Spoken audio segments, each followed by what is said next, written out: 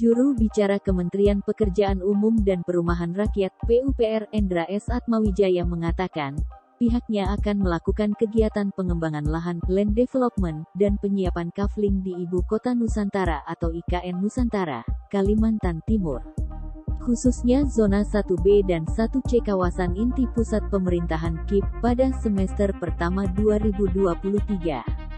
Ia mengatakan, hal ini dilakukan atas perintah Presiden Joko Widodo (Jokowi) untuk mempercepat pembangunan dasar di IKN.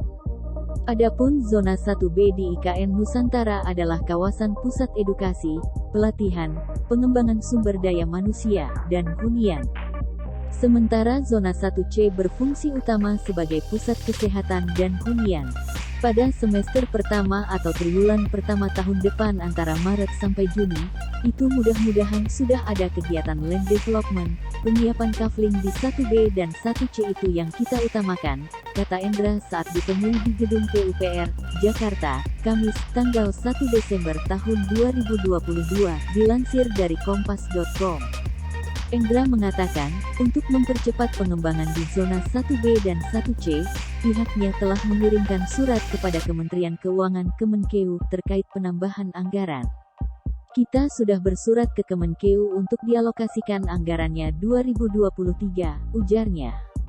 Lebih lanjut, Endra menjelaskan, percepatan pembangunan zona 1B dan 1C ini dilakukan karena banyak investor yang melirik lahan di kedua zona tersebut. Ia mengatakan, minat investor meningkat 40 kali lipat setelah dilakukannya market sounding beberapa waktu lalu. Jadi sekarang sudah ada 1.400 hektar lahan yang diminati investor. Nah, kemarin Malaysia, sebelumnya Jepang, sebelumnya lagi Korea Selatan, semua berbicara IKN karena ini jadi perbincangan di internasional, ucap dia. Sebelumnya, Menteri PUPR Basuki Hadimuljono mengatakan, pihaknya mengajukan penambahan anggaran sebesar Rp12,7 triliun untuk tahun 2023. Basuki mengatakan, penambahan anggaran ini dilakukan untuk mempercepat pembangunan IKN Nusantara khususnya pembangunan hunian ASN, TNI dan Polri.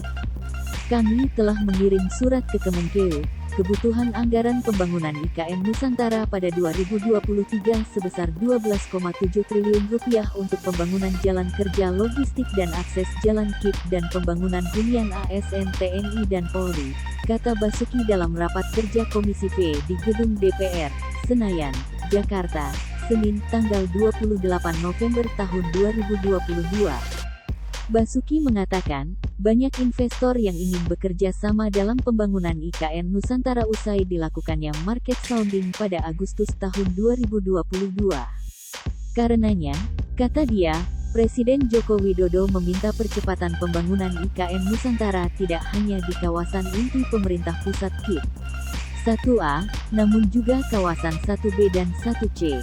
Dan tadi pagi dalam rapat terbatas ratas, dibahas hal ini termasuk pembiayaan oleh otorita dengan investasinya untuk yang prasarana dasar ini. Jadi 1B dan 1C kita fokuskan dulu pada land development dan pembangunan jalan aksesnya saja dulu, ujarnya. Lebih lanjut, Basuki mengatakan, dari tambahan anggaran Rp12,7 triliun untuk pembangunan hunian ASN, TNI dan Polri akan digunakan sebesar Rp9,4 triliun. Kemudian, sisanya akan digunakan land development, pembangunan lahan, dan jalan.